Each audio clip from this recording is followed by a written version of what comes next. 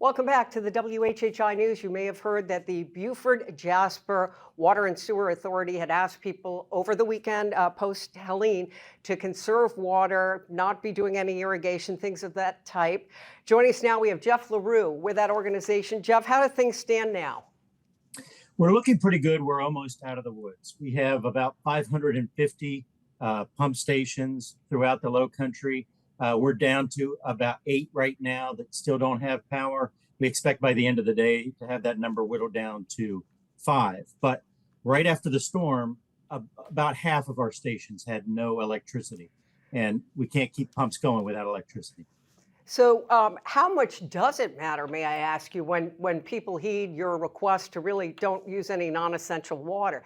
Does it make a huge difference? I mean, if they didn't listen to you, what could happen? It does make a huge difference. And frankly, right in the middle of the storm, we had crews out and they're looking around and reporting people are still irrigating in the middle of the storm. It's wasteful. It's not sustainable. But also, we were doing our best to make sure all operations were going throughout the storm. And one of the primary initiatives for us is make sure the water keeps flowing and the wastewater keeps flowing back to us. And that was a real challenge in the 24 to 48 hours after the storm. Well, let me ask you this, because the brunt of the storm really impacted us overnight on Thursday night. Did you actually have people on standby or on there monitoring the situation, or was it a case where people got up the next day and said, uh-oh, we may be in a little trouble here?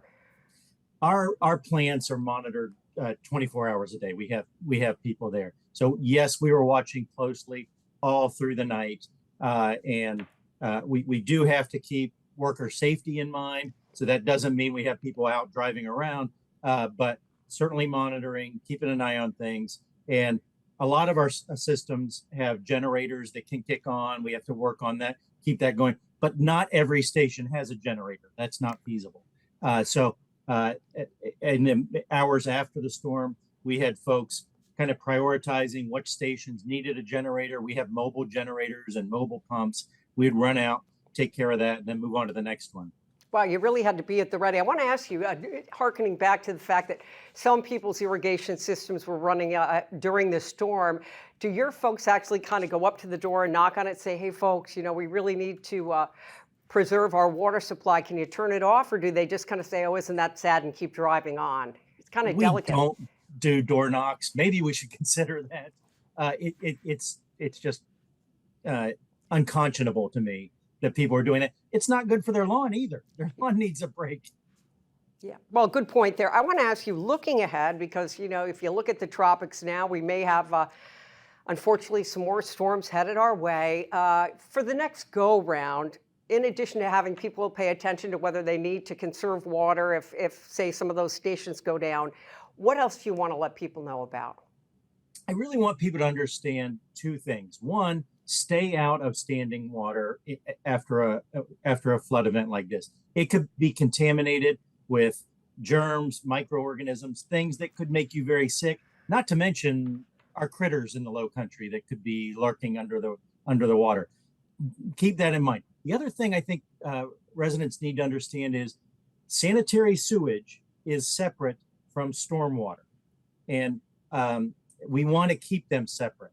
We had a few people lifting manhole covers in the middle of the street to try to take rainwater and put it into our sanitary system.